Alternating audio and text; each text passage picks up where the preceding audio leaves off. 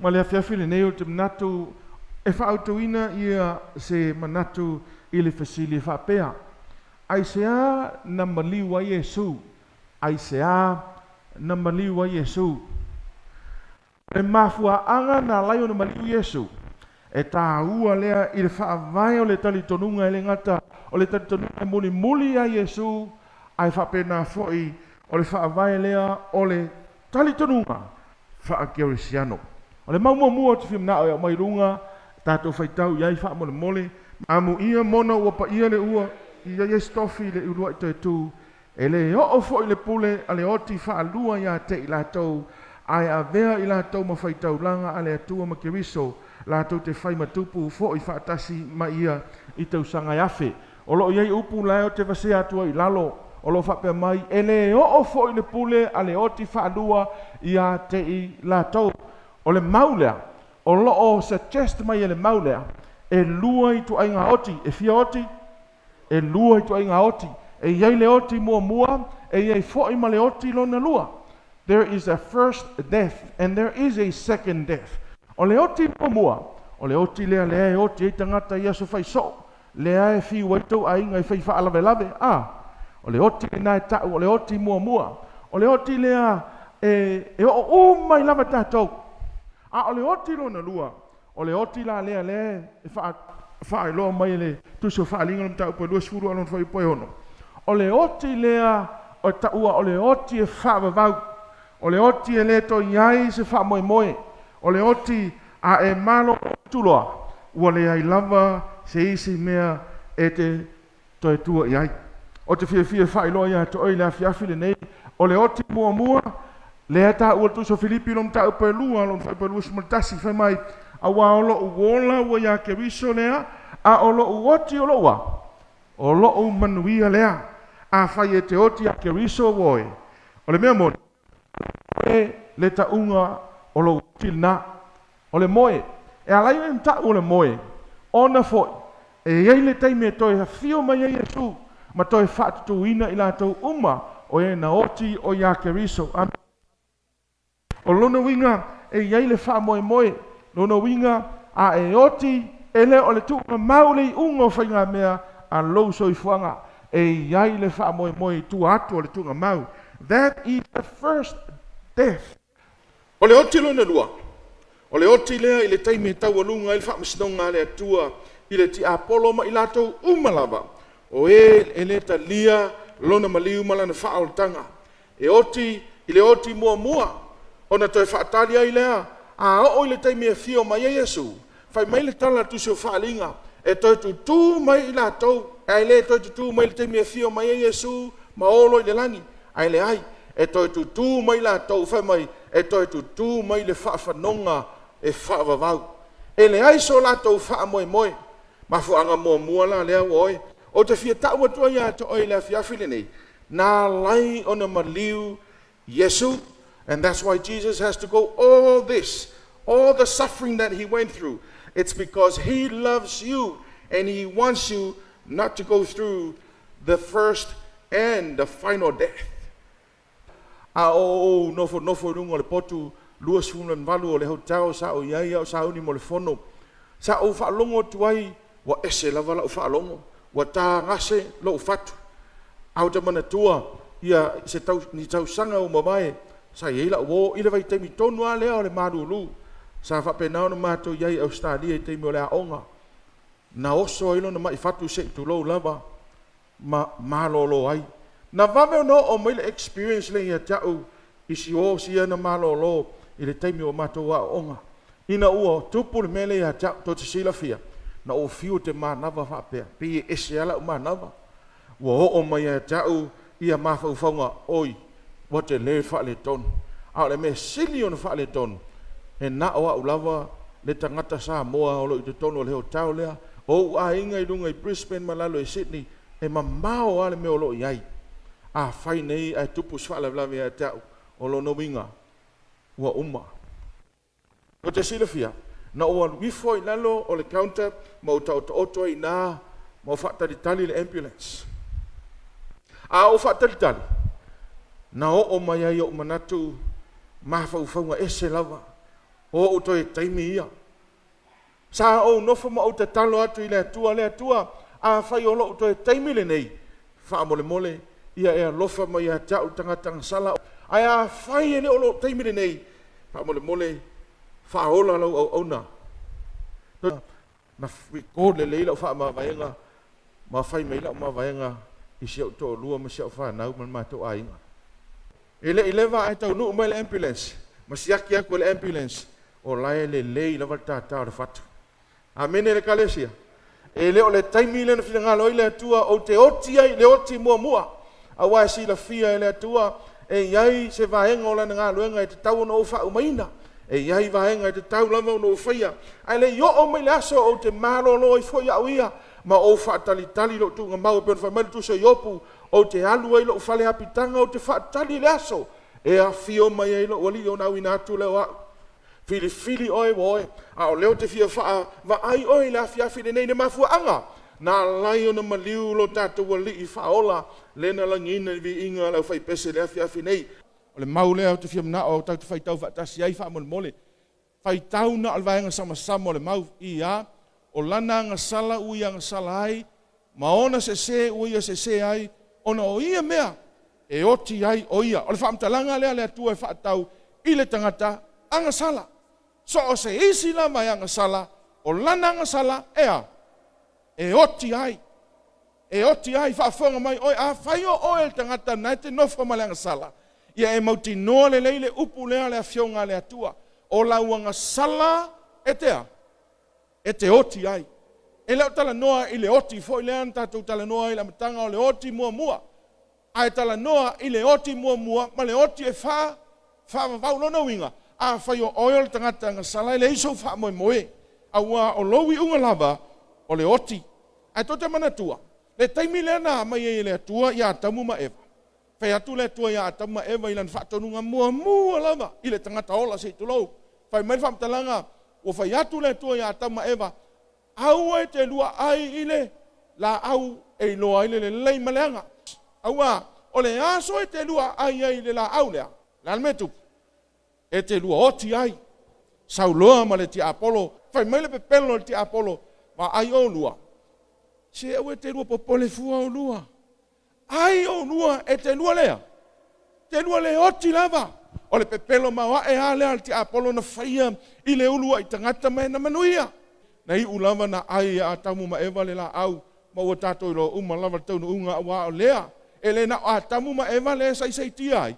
A le na fo e te alala mai na. O leo fo i te tu watu, ua a fia i uma tātou i le leo stai o a tamu ma eva, talu ai, ua soli le polo inga le atua, mai o le unga, o le oti. O le tangata uanga sala, tātou uma lava, Aisea, ua whamai salamo, ina uanga sala tā vita na whapea tuai tā vita i le atua, whaauta na whanau hau ai la mio leanga, na o iai le fo i le manawa o lo tina ma leanga sala, Roma e tolu fo i pelua suma le tolu, awa nga sala tangata tofia. Tangata malama. Ma ua le o i le vi inga mai le atua. Le halal me ua topu nei tangata malava. Fai me le Roma e ono fai palua sumal tolu. Awa o le oti, o le a. O le totongi lea o le anga sala. Sawa i loa ma le vaenga lo na lua le fai upu leo te mna e wha mafa. A o le ola e whavavau, o le a. O le mea fua i fua ina mai lea e le atua i lo tātou wa li o Iesu Keriso. Tanga i le leia le mau, e lua vaenga le mau. Vaenga le ua vali mua ma le vaenga le ululi. Tau te sila fia. A ave ese nei le vaenga mua lai lunga. Pe ona fai mai e niso tangata ua lea o ngā tu la fono. O le ale me tupu le vaenga lo na lua o le mau. Ua le toi au ngā, o lona winga. A fai e le otil tangata i la nanga sala. E le aila se mea mana o mia e fua tātou ye. Iesu, e le mana o mia fua lai oe, se whaola. A ua fo i nau o tau fai mai, ua le au ngā le tūla fono. Ai ala no oti le tangata, ona ua soli le tūla fono. Ua tau mau mai. So e le ma fai ono tātou fai mai, ua le au ngā le tūla fono. Because that's the reason why people die. It's because they break the law. The law is forever binding. Olono winga, e whavavau le tūla fono a le atua. E ele me ta o le deductive reasoning. E wha ngā e tangata e a fo ele ne Iesu e ai ni mea moni mani mea whamaoni ni facts. So if you apply deductive reasoning i le mau lea, nai whamaunia i lea, o lo tu mau ma whamaunia pea le tu la fono le tua e le solo Aisea. Pai mai Iesu, il matau i lima whai pasuma le vitu.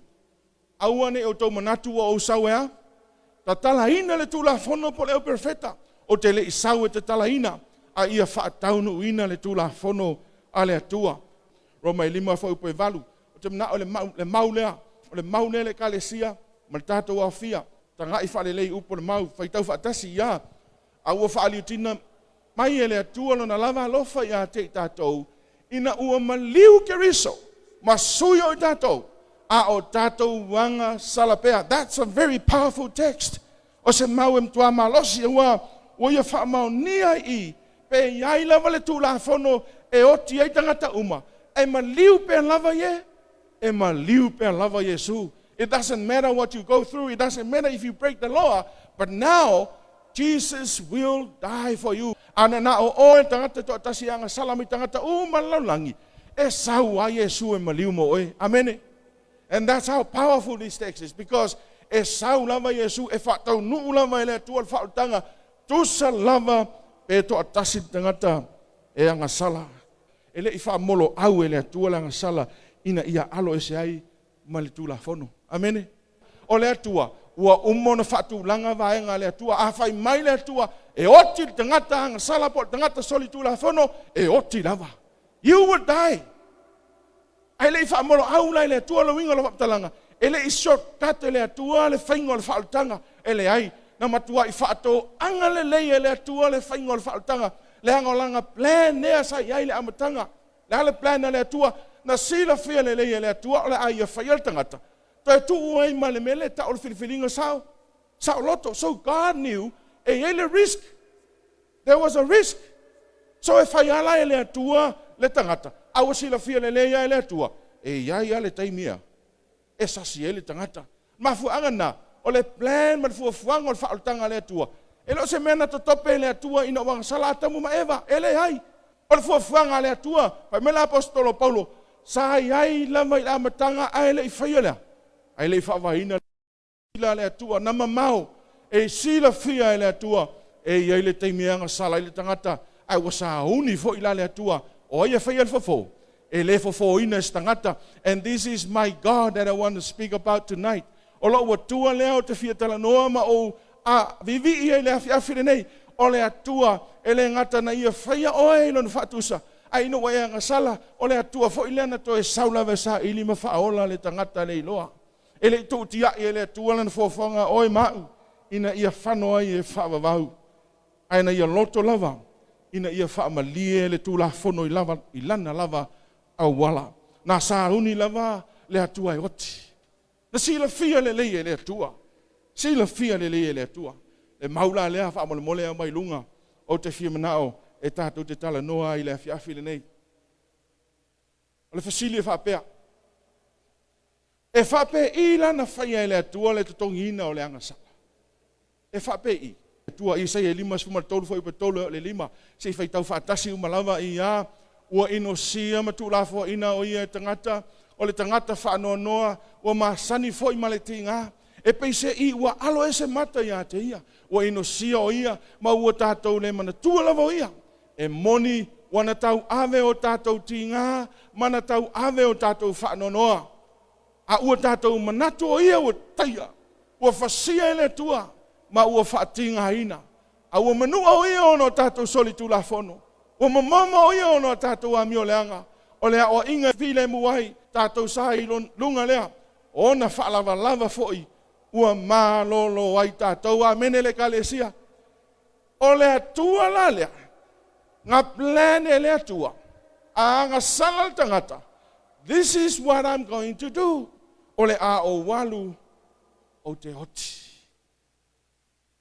Think about it. Le atua e esele mana ia o le mea lala ma fio ai. Ma natu le ai oi. A e alu nei su e paneta ma mea uma na whaia le atua. E le tai ma ila se metas. E matua maoa e me na whaia le atua ila na fuafuanga. Ai ole fesili, Aisea lava. Why? Aisea lava wa fili ai le atua e sau e ui le awala le o tatu whaitau ai. E le o se ala matongo fie. E le o se ata whaingo fie le ata len tatu whaitauina nei na au maia e le perfecto Aisea. O se ata e matua le ai se fie ui ai. E ho oa ia te oe, e te le fie ui le tu inga mele o tau valea oe. Mafatia, fua oe. Ai ole tala lelei lea mo oe, po le alava le me ua whaia, ele anga sala ia te oe malau a inga malau tangata, po le alava malama mea le anga uma ua whae e mai le anga sala ia te oe, o le oti ua whae e mai, ai na ta fia Aisea Iesu i lungo Kalemaria no Maliu, amene. Wa ave sea uma, mala, ma ungo le anga sala ia fia i ma le oti, ma le malo si anga o le anga sala ua oe. Ele ngata i remove le atua launga sala, ave ese le atua ma oti e whaavavau, but also remove the power of sin. What does that mean? E ave ese le atua, a o ina whaamangalo oe e le atua, e ave ese fo'i le atua ma le malosi le ma fuaiona e anga sala. Niso tātou, o lea lava ele imanu malo lama i le anga sala Aisea, because ele italia o ele mana o le atua e mawhai ei, ona manu malo i le anga sala. You only accept Jesus once, but you never accept Jesus and his work in your life to be victorious in your life. Ai wata ua i tātou o tamawhai la inga o le atua. Amene. O oima. Wa me lefio ngā le atua, whili o le atua. Ai ona o le Maliu o Iesu Keriso, ua whai i tātou ma tamawhai i le malo o le atua. Wa me lefio mua le funwhai pe fitu, o ia fo'i wa tātou mawai le tongi ola i lona toto. O le whaamangaloina o anga sala e tusa ma le o loa whaulai o lona alofa tu noa. E le aise mafua anga e toi whaapolina ai tangata nga sala ua ia Keriso. A wai le ngata ua wha ave sea Iesu o nga sala. O lea ua tutongi ina uma Iesu le tau o lana nga sala. Ma le malaia o le anga sala. O le fasilia Jeremia whaapea. O le upu lea o le pulu pasama. O le wingo le upu lea. O le ai ese vai fofo. Vai fofo lea. O le anga sala. Le kare sio tu fia whape atu ma tātou wō. O le mai leo le anga sala. O le ka nesa leo le anga sala. E le maua e fiu fo mai. E fiu fo mai e whaile vaccine e whai le anga sala e lea. E le ise mea. Pe wha pe wha lima pe o le tui o le COVID. E le alu ese le anga sala ma oe. Wasa solo le anga sala ia te oe. Lea no whai atu whai mai le whai salamo. Na oile manawa o lo tina malanga sala ua au whanau mai male. Malanga sala o le kānesa le ale mawai maso o stangata. Pe te au le lei, pe te whaale au le lei, pe te pae, pe te ena, pe te uri. Pe te leo mea, pe te motiva. E mamai malawa tātou i le mai o le anga sala. Pe sili lo Jeremia, pe iei ea se vai fo o le anga sala. Pe iei ea se fo mai e na te whaia le vaccine mo le anga sala o le tali ai. Ele ai. E nao ye sulava e fo i ai le mai o le angsala ua pipisi fasolo atoa i so se tangata. E nao Iesu e whaamalolo inai le mai o le angsala awhai e te whio mai ma e su mai le awhiawhile nei. E te manatu e Iesu fo le angsala o te whape atu e le mawhai. Aisea, le anga o le mai leo le angsala, it's not about your physical body. It's about your soul. O lo nganga. Te le mawhaia. I se meo le olanga le nei. O na fofo le mai o langa sala. E uma autupe. E uma mea te mana o i lo olanga le nei. E le aise mea. E na te fofo ina le mai o langa sala. Le maumuni muli lea. O na ufa matala atu leo le awala na fo ia le tua. E pere iwa foi pe lua suma le lua. Sitat fai tau. Na toe ina uma foi o mea uma o whaamamaina i le toto e tusa ma le tula fono a le o iai foi se whaamalingina o le toto ua le ai foi se whaamangaloina. Le ka le sia. O le fofo, po le vai fofo lea lea, anga sala. Mai lava le whanga inga tuai na whaongai lea tua le sauninga o le whale whai o le toto e whaamalingi e whaamangalo i le anga sala. Ai o le whaatatau o nā mea uma o ye, o Iesu Keriso, fai mai la e peru. A le ai se whaamalingina o le toto, e le ai fo i se whaama ngalonga.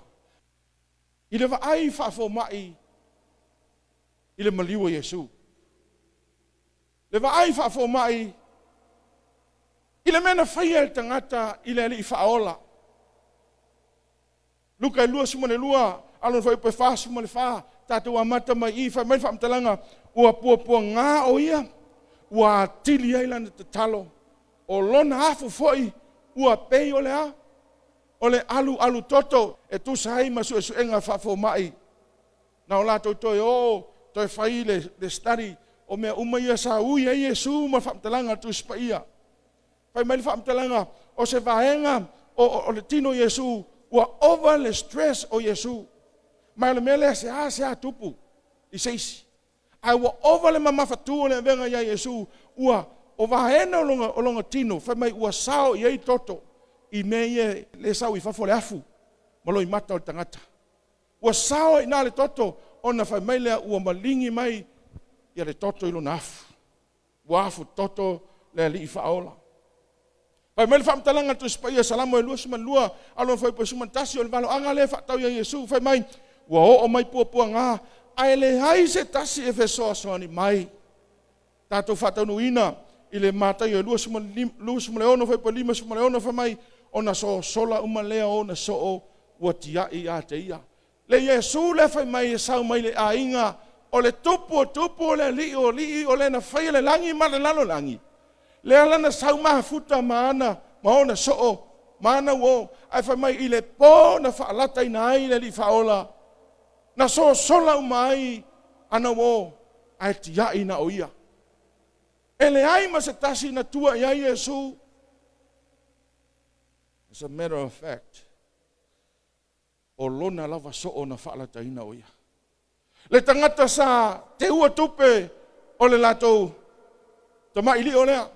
Le tangata e le lei le whai pisinisi. Ai ua whai le tio a le whai pisinisi ma whili o Iesu. Tolu se fulu si liva. Le nei a tolu se fulu si liva. Ai ua whaalata i le li whaola. Tau te ilo le wefo le tolu se fulu si liva i ono pone. E nga le se lau ono sumal whata ala. E nga le se lau ono sumal whaka ala. Nga whaalaka i Iesu. Le li whaola. Le tupu le li o li.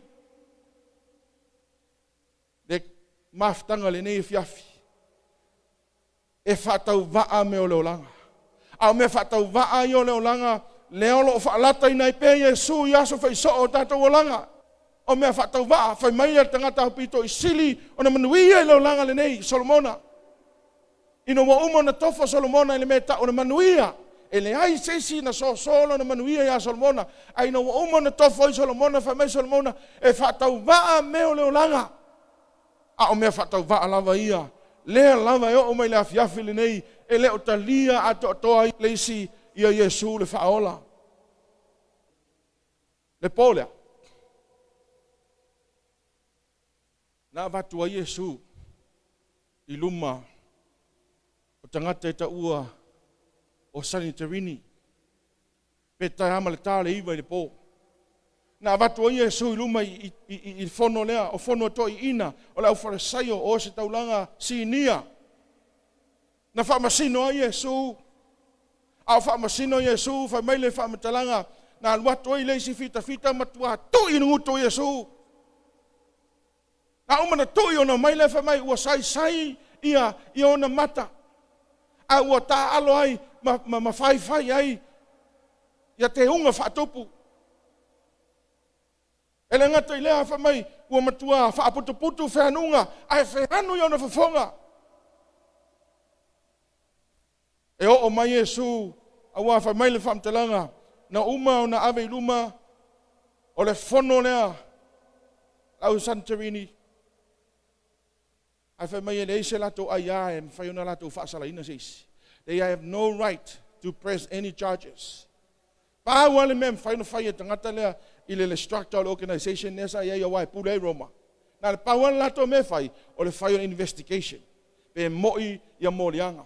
Ale mele i le polea, whai mai, ua le ngata, e whai le su enga o Iesu, a ua fasi fo Iesu lona winga a tu se si fa mtalanga ua soli fo tu la fono na la to soli tu la fono lava ia fa iutaia ma fa aroma awa wale fele tuitingo Iesu sa ta tauna mai se tangata e lu ai mo li mau mo Iesu ale polea ele ai se sina au mai ole tala lava ua fai la tau ole tala lava le na a ole tu la fono fa iutaia e te tauna to fia tangata to o lua tangata fai se moni anga ona fa maunia lea a ole polea tu to atasi lava Iesu ai pule ai tangata le mingao ile vave ao awa mai le iva tau le vave ao o lo o faia lava le nei a Iesu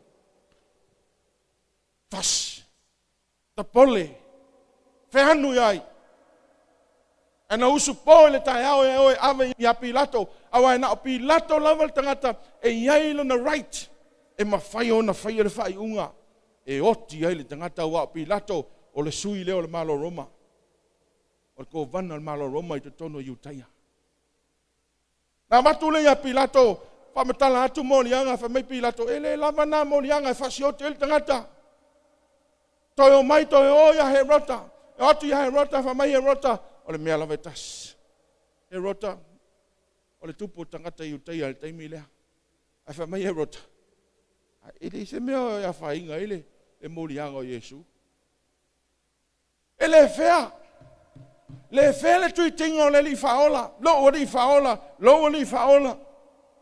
Ona toi ave lo le ia Pilato ai toi fa fonga mai le kalesia, fa fonga mai o e se le ta ua vaenga ia. A o vatu Iesu ia Pilato. Ua mata ona tumu tangata ua le wao. Pe hao se meo le se fulu o atu o ile meo le o yele mauta Pilato. Fa yatu lo Pilato. Ele ai sa mem fai o la fa fano ulima. Whawhanau lima ele eise mea ianga sala ele nei tangata. Ai o le motu o tangata whai mai. Whaoso oso. E whai taulanga sili whai mai. Whasatauro ia te ia. Whasatauro ia te ia. Nā mata mai le leo sta mai leo. Aua wa join mai umale motu o tangata. Whasatauro ia te ia. Fasa tauro ia te e folo tantanunga le fiafile nei sa yengi ke mongi ngai au kawhai sa ola ko whaoso se leo ma maku se leo i sesi alanga umai alalanga male moto tangata na umai e mata fasa tauro ia te ia ai fasa o loto mai parapa a woe le mele le woe le lalo langi teimi nei o whaingofia ana na elangona talia loa ele lo pese mea mo i pese me se au alu faso la toa esa we are now following the crowd people are now following the crowd wale kia i lunga Facebook al sa wale me pelo kan kong umangaka langolang sa wale me pelo kan kong ye kangaka langolango sa wale me pelo kinga le ai me favaya le ai ni me ni manatu favaya au tali tonu umatangata i temi nei pa wale me o waile to tele o ia sa langolango o ingao ki alu ia fa keke lo walu me alu ai le moku kangaka because I tell you this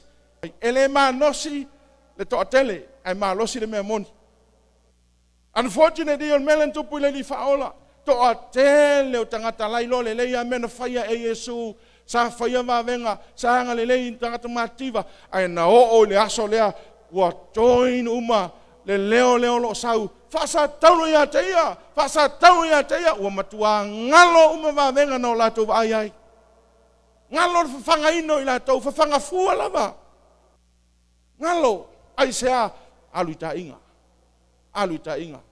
te fia fa peatu ia to a fai o lo tali to nunga fa kerisiano e muli tai pe aluita inga to va Aisea o la vela fia nei posa ele o ni ta inga le alu ile langi e muli le awal sao le mea sao o whaatulanga i le atua woe.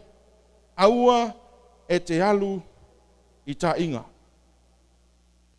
Whabailolo Pilato. Wale lei, au mailoa e ave sasa. O le upu whaperitania. O le upu leo le vlogging. O le vlogging. O le awala lea sa whaia i tangata po pāngota. E au watu oi le pāngota ua tuona lima i lunga o se pou. Ona au mai lea e fita. O le sasa. O le sasa fai mai o le manoa e la langa ia pona iwi nuti. Maua mea ai. E la langa whaatasi. A o laina. Ta oto tangata whaapea. Ona fai mai leo le whaamtalanga. Ona sasa loa lea. E sa sau. E tu sa aima tu la fono. Wha teuto nome la ientu spaia. E wha tolu se fulu male iwa. Ai le wha Roma. Po tu la fono wha Roma. E wha se fulu ta. Fase fulu ta. Mai tau mai o tau oe. O lea e iei mea ai. Fase fulu. Lua. E luatu le lua. A luatu le tolu. Ai a luatu. O teimi uma e luatu le sasa. Fai mai e au mai e ma le pau o le tino se tulou. E au mai e ma le ano. I mea ai o lo iei. I to tonu. O le sasa lea. Every time e whip by. E sasa ai. E sau i fafo. Ma le pau o le tino. Fase fulu ta. Au te lei loa iai pe sidi aku fase fulu ia Iesu.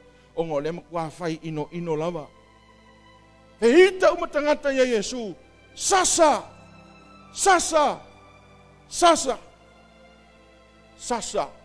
Se i o lava ina matua i tinga ina.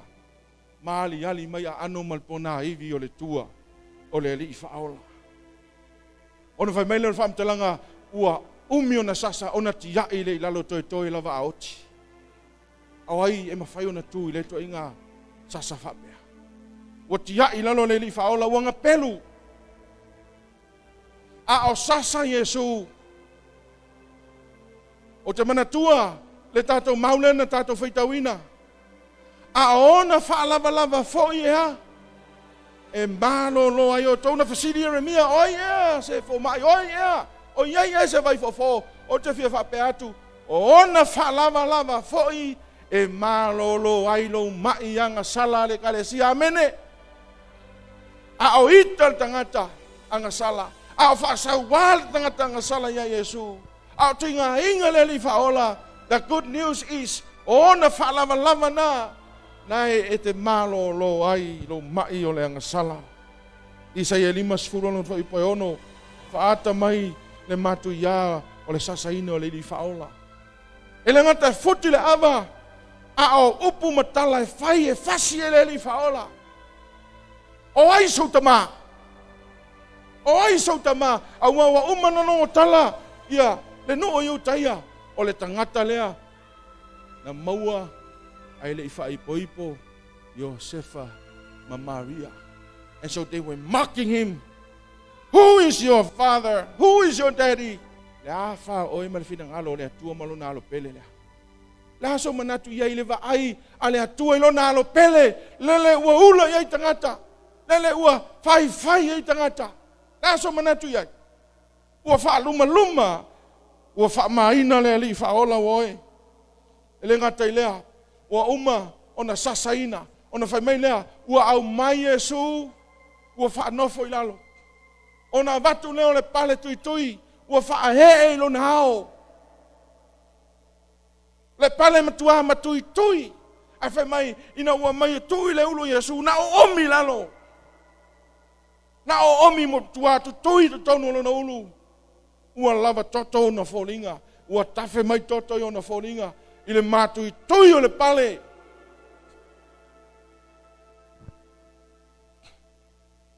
Ele ngata ua umana fae ia le pale ai famai.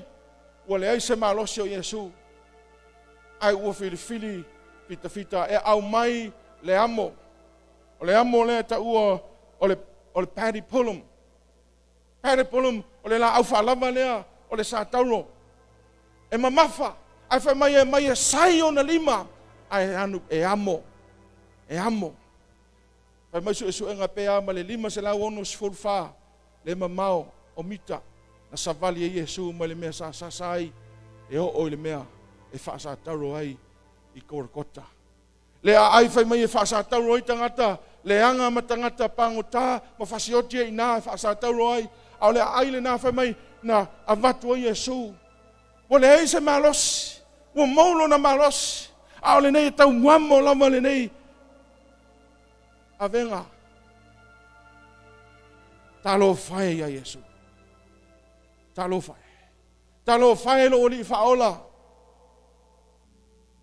Ele ai seisi. Na oia. So sola uma na wo, so sola uma na so. Alu to tasi, alu oti. Au Iesu ole tua. He was God.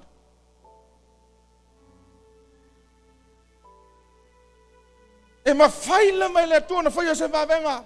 E wawenga sa vali atu i ole me whaasa tauro. Ai le i whaia lava i le tua se me tas. E le i whaonga ina whaatasi lo na mana wha le atua Aisea. Le anga ta tau lava o na tofo. Le atua i le leanga o le anga sala. Le te ui ai. He has to carry it as a human being so that he can suffer. Why? Because o lai sa iai lupen mawhau o Iesu. Amene. O lai sa iai oile te alala mai le afiafile nei. Somebody somewhere in Leone. Somebody is watching right now. He is going through the suffering of sin. He will need this one day. He will need my salvation. E mana o mia tangata na lau wha o le tanga ia awane ia fia i le oti whalua. Ia awane ia fia i le mala o le angsala. Na ono sa i lava Iesu i ona tinga. Ina o atu Iesu le me whaasa tauro iai. Whai mai ua pipi i le ofu. Ona ua lava toto uma le ofu. Ua pipi i le ofu i lona pau. Tau sei mai. Ona whata oto lea i lungo le sa tauro lea. Le la au lea sa i amo i natu. Ua mai whao e lima i le ono, fitu i nisi. Ua tutui o na ao. Tutui o na ao. Whamari su enga a whau mai ia. Na ola tau whamtalaina le tala lea. A o tutui a ao Iesu whaafonga mai. O lea wa afia ima nerve, the main nerve of his hands. A tutui la. E paralyze ma lima ma whaapea i lima o Iesu. O le ma whaina te tala whaapea. Whaapea lima o Iesu. Lono minga wa pipi o mai lima o Iesu. A o tau ma whai ia fita e toso atu i tua. Ma tutui o na ao i lunga o le la au. E le ngata wa tutui o na ao. Ai whapena fo i o na vai. Wa tu whaatas o na tutui lea. I le sa tauro. Le mea pito i sili nenu tau tia. Wa whatua e le sa tauro o Iesu. Wa tau Iesu lunga le sa tauro. Now the only thing that's carrying his weight e na o whao lava e lua. Ma le whao i o na ao. Mai whai mele whamtalanga o lesi le mea e ote i lava lesi pangota pe a tau le sa tauro Aisea. A wa whai mai o le malosi o le toso i lalo o lona tino. E tau mia ai e vahenga o pito i lalo o lona mama e le ma whai o na manava. Tau ma whai o manava.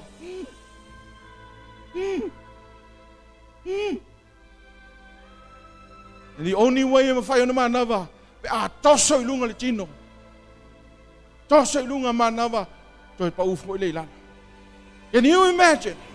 Whai main whamtalanga e fitu upu na whai mai Iesu i lunga le sa taura. So every time he's saying those words, lo tamahai. E whamangalo ia te ilatou. A wā lātou te lei loa la lātou me o whai. Tinga le li whaola. And for 7 times he has to do that.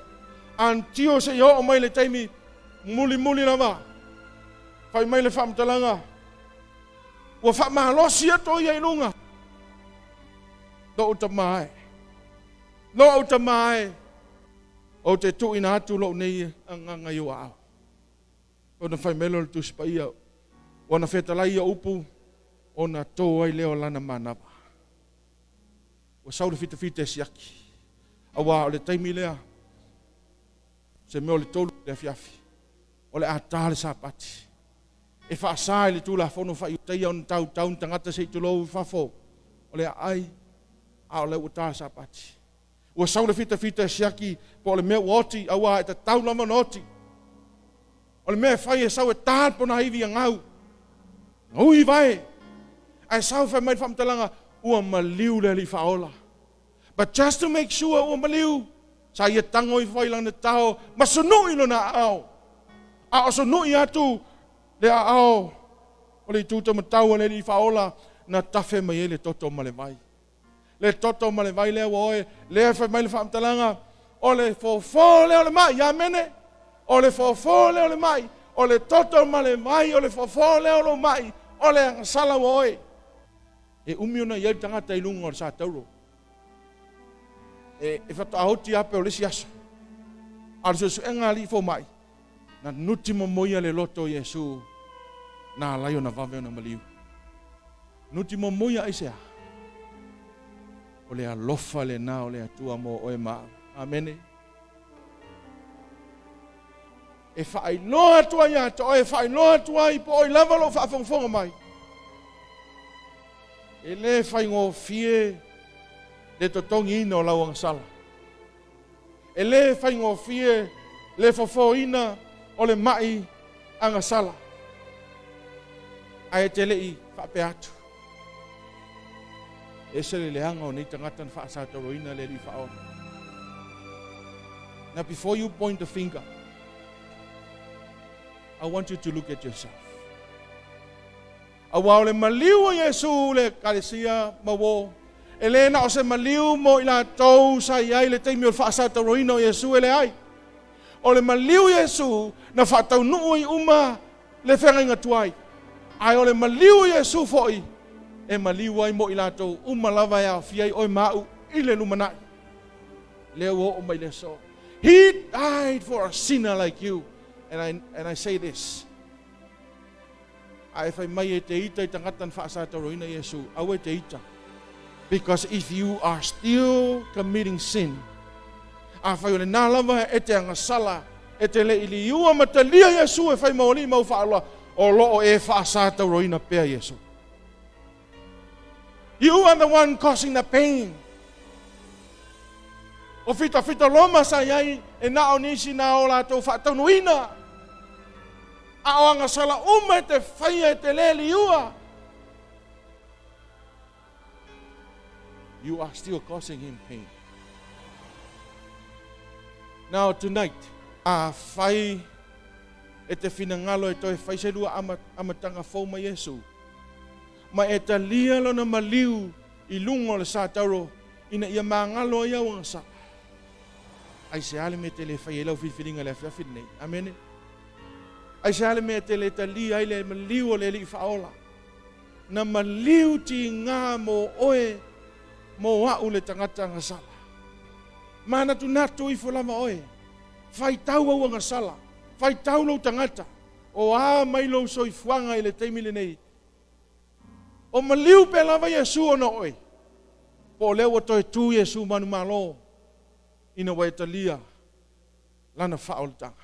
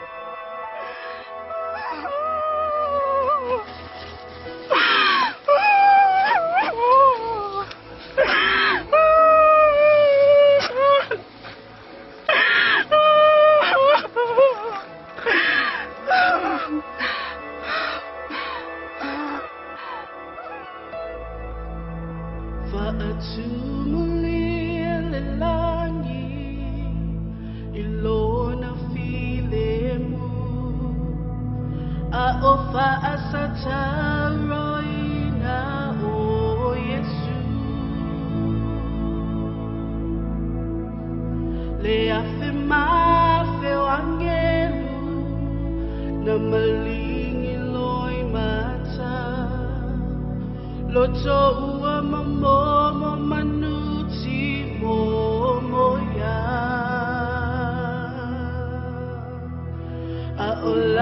tu sauni uni au mai oia mai ile la au na faatali se upu mai lona fofonga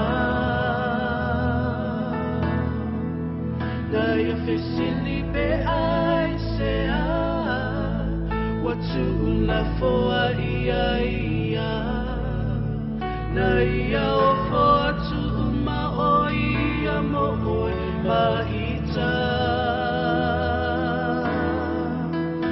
o te le iwa ai le afe ma te wangelu a o la to fetangisi ai au ia tau mai le mawhai o nai a lavatia le alofa i o na tinga e fōlinga mai o se timu le malingi o loi mata